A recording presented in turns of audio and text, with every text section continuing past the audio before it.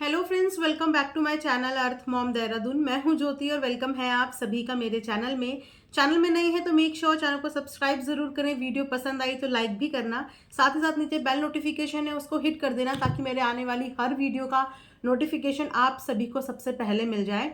So basically मैं video कुछ और रिकॉर्ड करने वाली थी, लेकिन रिकॉर्डिंग के लिए जैसे ही मैं बैठी उसी वक्त पे मेरे फ़ोन में नोटिफिकेशन आया और वहाँ पे मैंने देखी सपना की लाइव। तो मुझे ऐसा लगता है कि मेरा ये पहला वीडियो आज का ये सपना के लिए होना बहुत ज़रूरी है, क्योंकि गलत चीज़ों के लिए अगर हम सही वक्त पे आवाज़ नहीं उठाएंगे ना, तो वो गलत चीज़ें सही इंसान को ना बर्बाद कर देंगी। पिछले 2-3 दिन से सपना की ज़िंदगी में जो भी उथल पुथल मच रही है वो आप सब लोगों के सामने है, जहाँ पे जिसने जैसे सोचा जैसे समझा उस तरीके से सपना को जज भी किया। लेकिन बात यहाँ पे घूम फिर के सिर्फ एक चीज़ पे आ रही थी और वो था कि रॉड चैनल आखिर है किसके पास। सपना ने अपनी लाइफ में क्लियर करने की बहुत कोशिश भी करी और जो लोग थे समझदार, जिनको समझ में आ रहा था, उनके पास क्लियरिटी भी गई।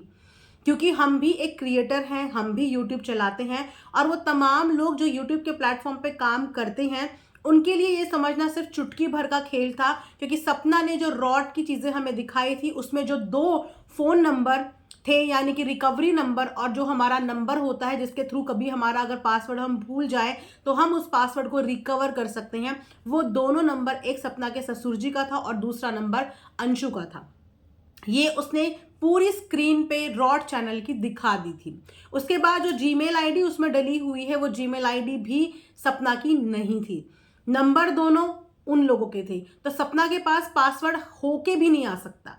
अगर सपना ने पासवर्ड डाल के एक्सेस करने की कोशिश भी करी तो जब तक जिनके नंबर डले हैं और जो नंबर बिलोंग्स टू उनके ससुर जी एंड अंशु, तो उनके बताए बिना ओटीपी के वो उस चीज़ को लॉग इन कर ही नहीं सकती।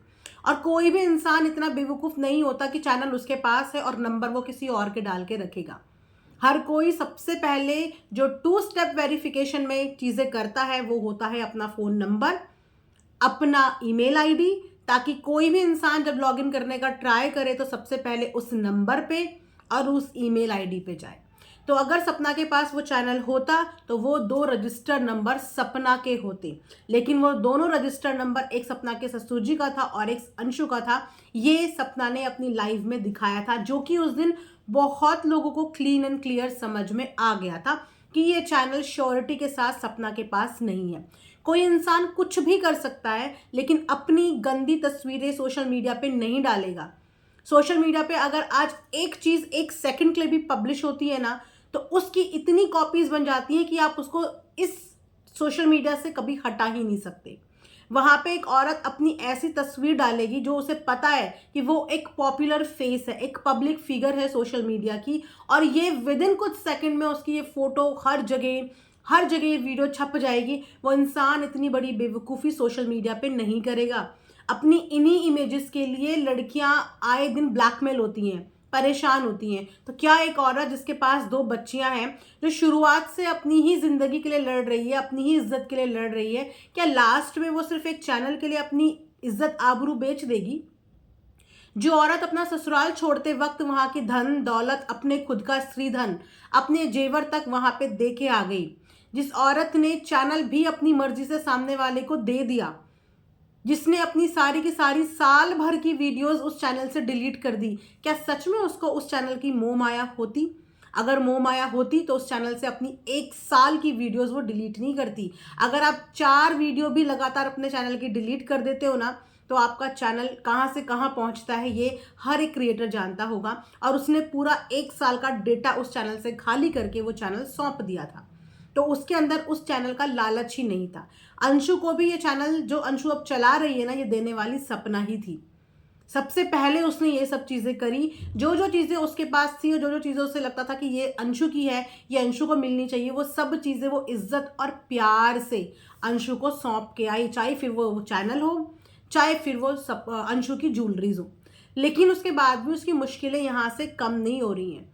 उसकी मुश्किलें यहाँ से घट इसलिए नहीं रही हैं कि बीच में उसने थोड़ा सा अपना एग्रेसिव बिहेव यहाँ पे दिखाना शुरू कर दिया। छोटी छोटी चीज़ों पे वो ट्रिगर होती थी और यहाँ पे आके रिएक्ट करती थी।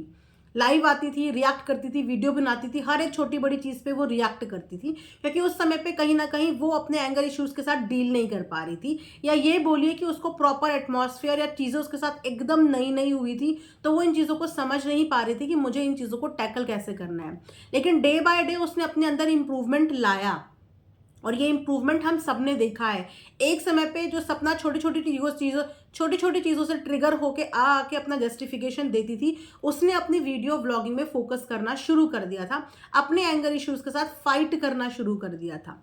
लेकिन फाइट करते करते बीच में वापस से रॉड चैनल का जो ये पूरा मुद्दा क्रिएट हो गया, जिस मुद्दे के बाद दोनों पार्टी ही ये मानने को तैयार नहीं थी कि ये चीज़ें मेरे पास हैं और ये चीज़ें मेरे पास हैं। और मैंने पहले भी अपनी वीडियो में ये बात बोली थी कि मेरा दिल और दिमाग दोनों ही इस चीज़ को मानने को राज़ी नहीं है कि ये सपना ने किया होगा या ये अंशु ने किया होगा, क्योंकि चैनल की हिस्ट्री ये बताती है कि चैनल पे नंबर मेल सपना के हैं ही नहीं, वो उनके ससुराल वालों के हैं। लेकिन मेरा दिल भी ये नहीं मानता कि अंशु इतनी छोटी हरकत कर सकती है। वो लड़ सकती है, जवाब दे सकती है, बदतमीजी कर सकती होगी ज़्यादा से ज़्यादा, लेकिन वो इस लेवल की हरकत नहीं करेगी जो उस चैनल पे हुई थी, उसके बाद सपना ने फाइनली ये डिसाइड किया कि मैं जाके इस चीज़ की कंप्लेन करूंगी, जो कि एक सही सल्यूशन था, क्योंकि कोई भी इंसान जब इस चीज़ को एक्सेप्ट करने के लिए ही तैयार नहीं है कि ये उसने किया है, ये उसने किया है, तो लास्ट में इस चीज़ का पर्दाफाश तो पुलिस ही करती है, हम उन्हीं के पास जाते हैं। तो सपना ने इससे रिलेटेड चीज़ों की कंप्लेन भी करने के लिए कदम बढ़ाया, वो इन चीज़ों को लेके लीगल भी गई, क्योंकि इस बार बात उसकी इज्जत आबरू की आ गई थी। चैनल गया साइड में। एक औरत के लिए सबसे बड़ा जो होता है ना धन, वो होती है उसकी इज्जत, उसके अलावा कुछ नहीं होता। और खासकर जब आपके साथ दो बच्चियों का खुद का भविष्य जुड़ा हुआ हो, आप एक सिंगल मदर हो, आपके हस्बैंड नहीं है आपके साथ, तो उस औरत के लिए अपनी इज्जत बचानी बहुत ज़्यादा इम्पॉर्टेंट और ज़रूरी होती है अपने बच्चों के फर्दर भविष्य के लिए। तो यहाँ पे बात इस वक्त पे सपना की इज्जत पे आई थी, जिसके लिए सपना ने लीगल एक्शन ले लिया था।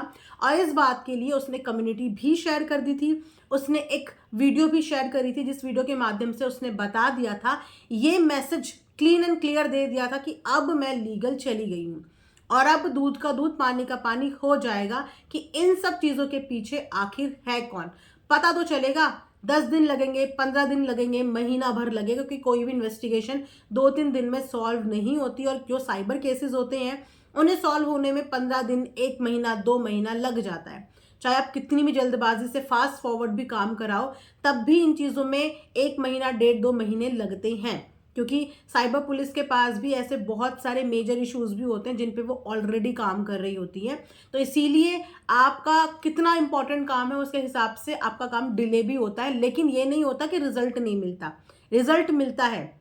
तो जब सपना ने ये चीज़ शुरू कर दी, लीगल प्रोसेस के लिए वो चली गई, तो उसने बाकायदा एक वीडियो भी अपने सोशल प्लेटफॉर्म पे पोस्ट करी, जिस वीडियो को पोस्ट करने के बाद कुछ लोगों ने बोला कि ये तो सपना के रिश्तेदार हैं, ये तो उनके व्लॉग में ऐसे दिखे हैं, उनके व्लॉग में वैसे दिखे हैं, जिसका जस्टिफिकेशन देते हुए भी सपना ने आज लाइव करी, और वो बहुत रो रही थी लाइव में।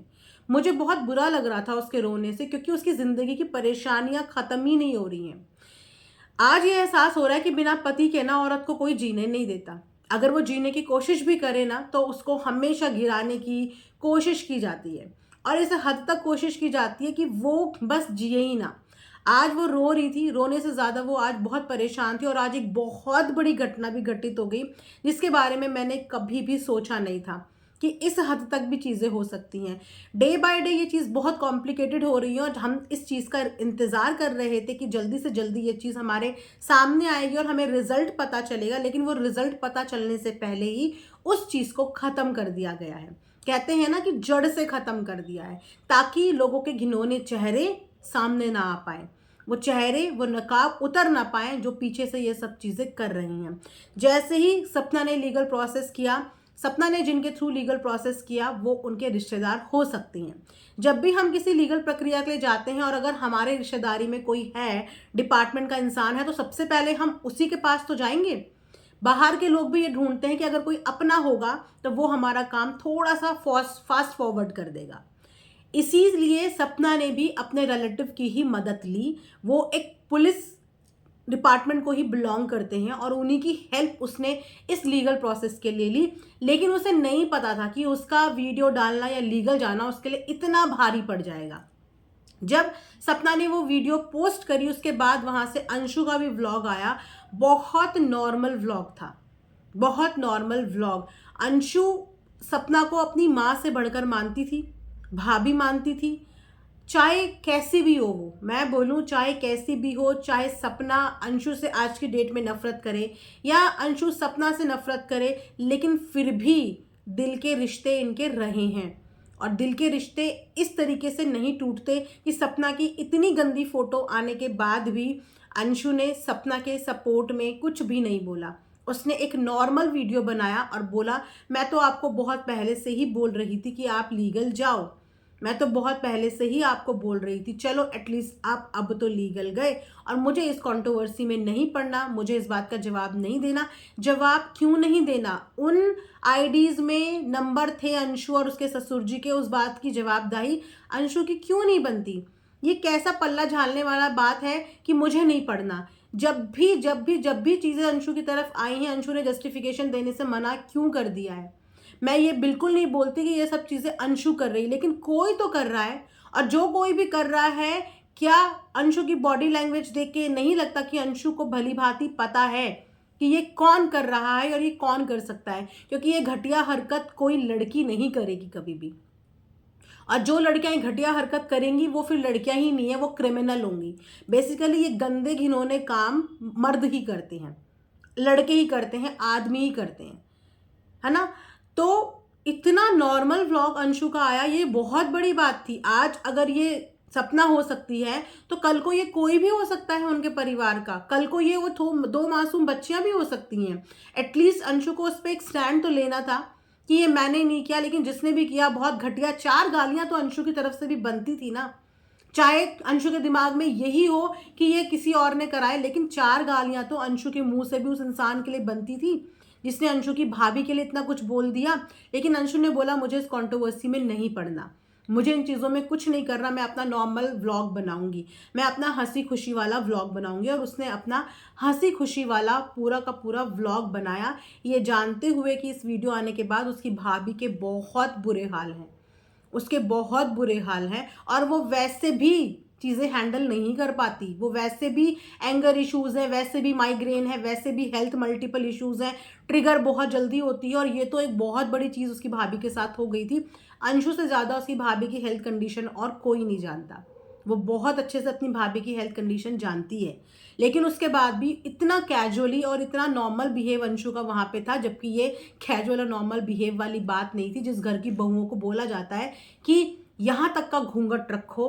आज उस बहू की जो तस्वीर सामने आई थी वो देख के तो परिवार वालों को बोलना था ना, कुछ तो बोलना था। एनीवेज कुछ नहीं बोला गया। लेकिन आज जो चीज़ें हुई ना, अब आप लोग मुझे बताना, क्योंकि इस चीज़ का डिसीजन मैं अब नहीं लूँगी, इस चीज़ का डिसीजन अब आप लोग लेना। जो आज चीज़ें हुई, आज भी आपने अभी थोड़ी देर पहले देखा होगा कि सपना लाइव में रो रही थी। रो रही थी, क्यों रो रही थी? क्योंकि उसके साथ अभी भी चीज़ें बैक कैमरा शायद सही नहीं हो रही हैं। हमें ऑन कैमरा बहुत लिमिटेड चीज़ें पता चलती हैं, लेकिन बैक कैमरा एक इंसान जो सफ़र कर रहा है ना, वो सफरिंग सिर्फ उसको पता होती है। वरना कोई भी इंसान इतना बेवकूफ़ नहीं होता कि वो उसको कीड़ा काटता है कि वो आके लड़े, वो आके झगड़े, वो आके कुछ भी करे। इसी बीच में रॉड चैनल पे फिर से एक एक्टिविटी हुई है जो कि पिछले 2-3 दिन से हो रही है। और इस बार एक्टिविटी कोई छोटी मोटी नहीं हुई है। इस बार रॉड चैनल की कम्युनिटी से सरासर धमकी दी गई है। धमकी दी गई है सपना को। साफ तौर पे लिखा गया है कि 5 लाख दे सपना चौधरी, वरना द रॉड की वीडियो भी डिलीट कर दूंगा।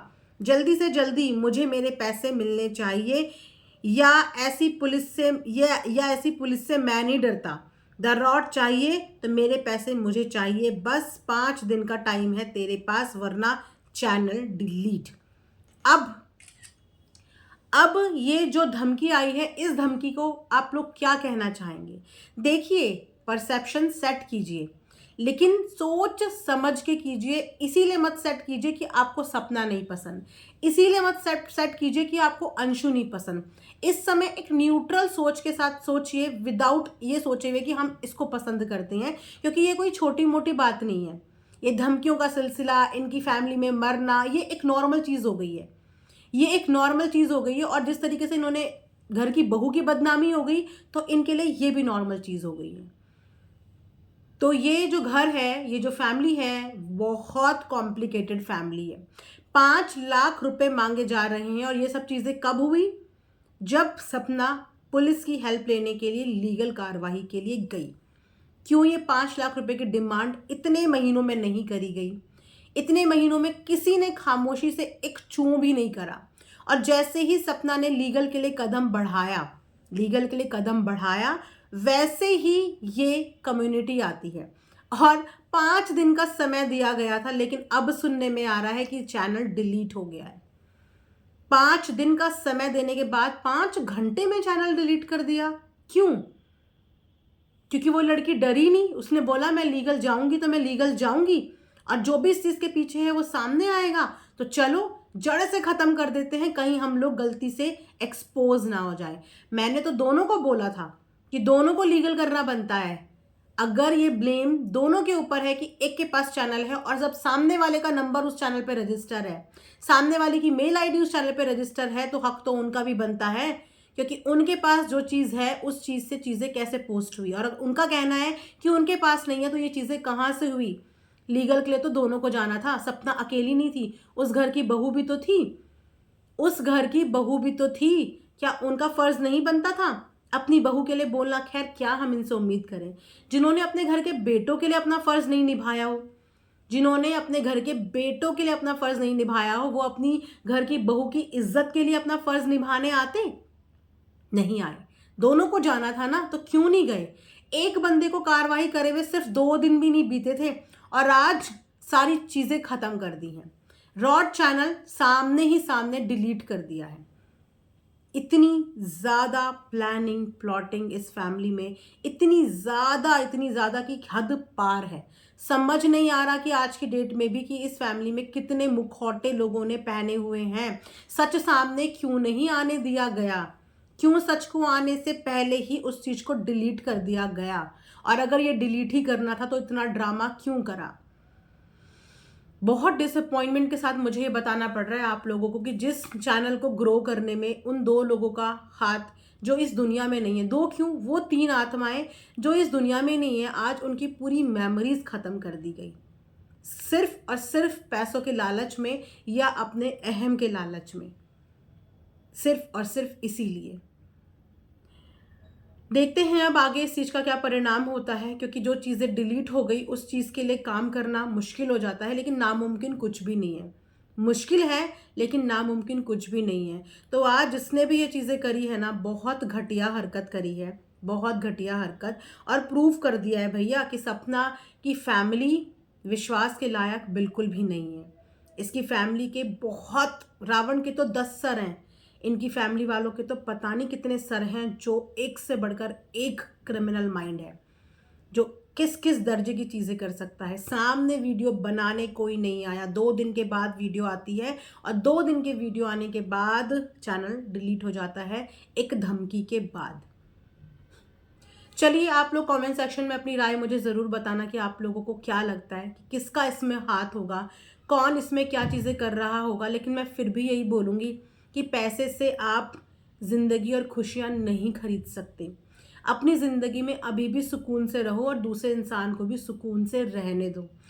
किस हद तक करके मानोगे? एक मात्र बहू बची है और वो 2 बच्चियां बची है। अगर उस लड़की को कुछ हो जाता है या इन्हीं साजिशों का कल को वो शिकार हो जाती है, तो ये मुझे बताओ कि सपना के लिए फाइट कौन करेगा?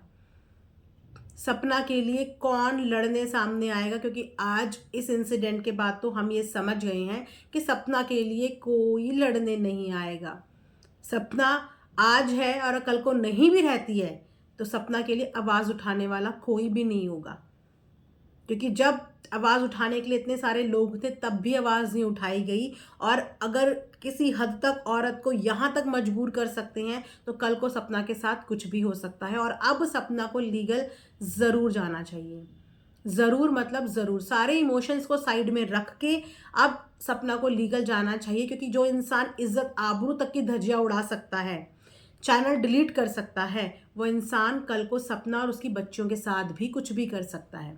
तो ऐसे लोगों को सबक सिखाना ज़रूरी होता है। ये तो शायद इन्होंने एक नमूना पेश कर दिया सपना को डराने का, कि लीगल जाएगी तो ये ले, पहले धमकी 5 लाख की, लीगल जाएगी तो ये ले, अब जा लीगल।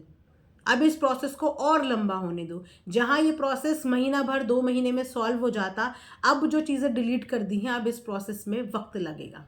बहुत अच्छा गेम, जिसने भी ये गेम खेला है बहुत अच्छा गेम खेला है। कोई बात नहीं, कलयुग है लेकिन भगवान आज भी कहीं ना कहीं है। तो जो गेम खेला गया है वो गेम उसी पे भारी पड़ेगा, आज नहीं तो कल एक्सपोज तो होना पड़ेगा। क्योंकि यहाँ जो आया है और जो करके गया है, आज नहीं तो कल उसकी बारी एक्सपोज होने की आई है।